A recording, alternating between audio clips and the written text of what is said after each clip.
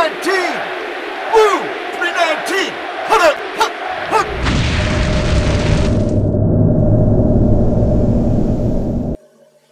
That's a pretty good Hey, fish. there's a nice gill. And I'll tell you what, when the fish are really, really biting good, they'll hit on almost anything, let's face it. But when the fishing gets tough, I love going to light tackle. And today, there's an endless variety of rods, reels, and line. If you really want to size it down and go with light tackle, why don't you start off, Tom, and talk a little bit about light rods? Well, like you say, there are a lot of different types out there, and it can be real confusing. But what you really want to look for, Pat, is a rod, not necessarily a noodle rod, but something more that has a fast tip on it. I like these Polar Golds are a really good example of that.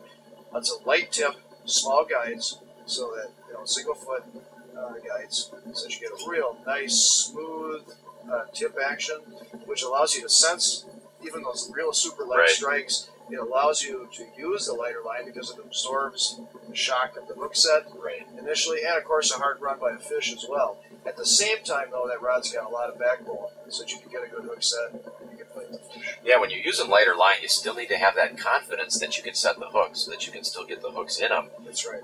But you need some flex, otherwise you'll be snapping your line all the time. Well, talk a little bit about the reels then, Tom, too, because I know they're really important with light line.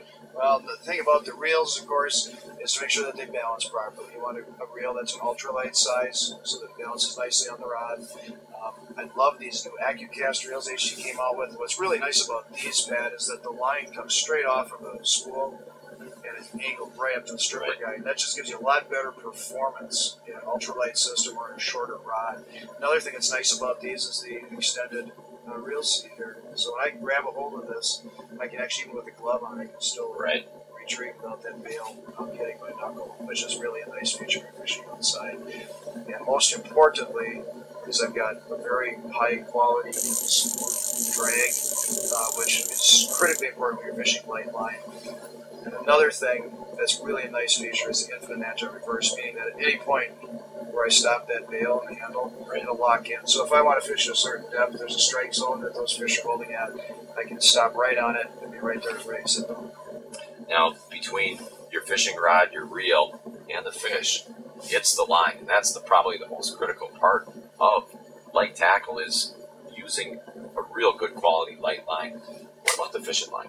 Yeah, light line is essential to the system. It really is the connection, of course, between the lure, the fish, and you.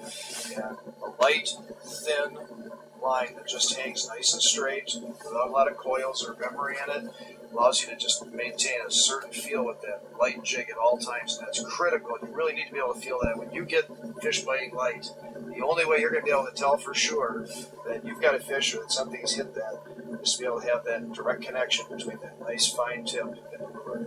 Now, thin line, HT's panfish line, HT's Arctic Ice, or Ice Black are all great examples of lines that actually test 1 pound or under and balance beautifully with these type of systems.